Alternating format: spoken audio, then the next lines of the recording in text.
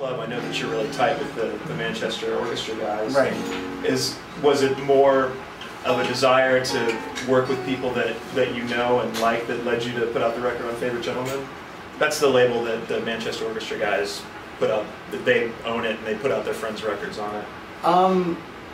It was largely as well that the the Capitol thing was such a. I put a record out with Capitol Records, and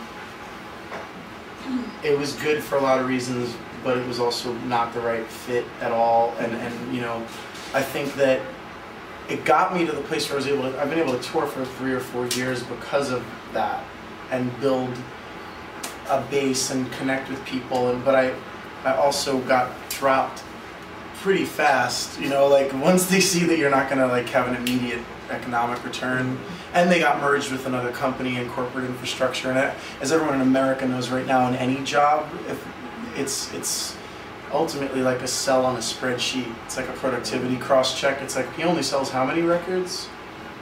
Was it also that sort of cliched idea that the guy at the label that really loved you left and went somewhere else? Yeah, but to be fair, the guy at the label that really loved me was like the guy that drove the label into the ground, and you know, so he might have made wrong decisions. He got punished for his misdeeds by getting a $14 million severance package to go live in the Bahamas somewhere, while the rest of the people who worked like college radio for $20,000 a year, or did like any kind of press or promotion or work. The people who work in normal jobs at the label got fired way before he got his severance package, and they probably fed his severance package from the salaries they saved firing all those fucking people.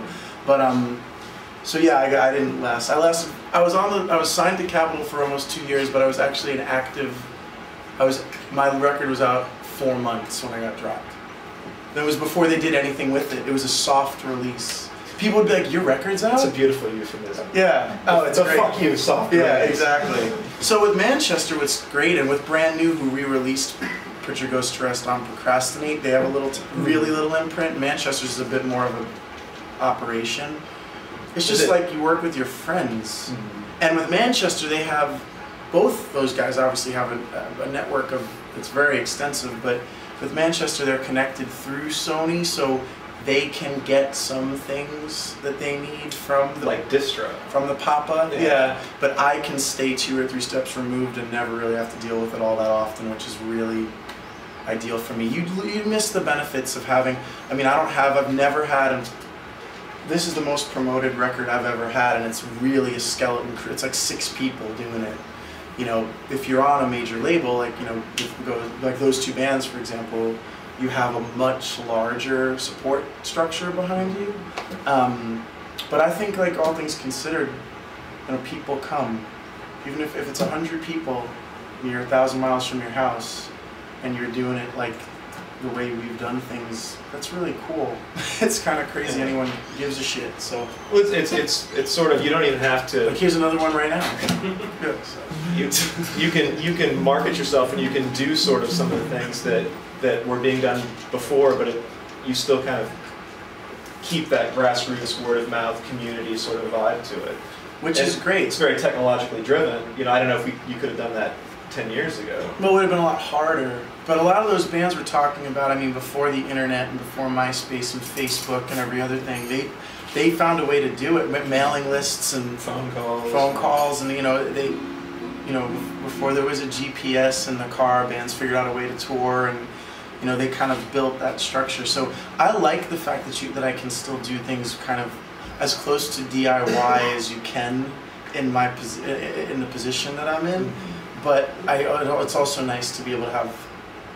I can see both sides of it. I understand why somebody wouldn't want to play 200 shows a year, and why they wouldn't want to tour manage their own tours and sell their own merch, and why they wouldn't want to have to do all the administrative work that goes into running like a career at this level. It's kind of in between, like where it was just like punk rock, show up and do whatever, and like super professional.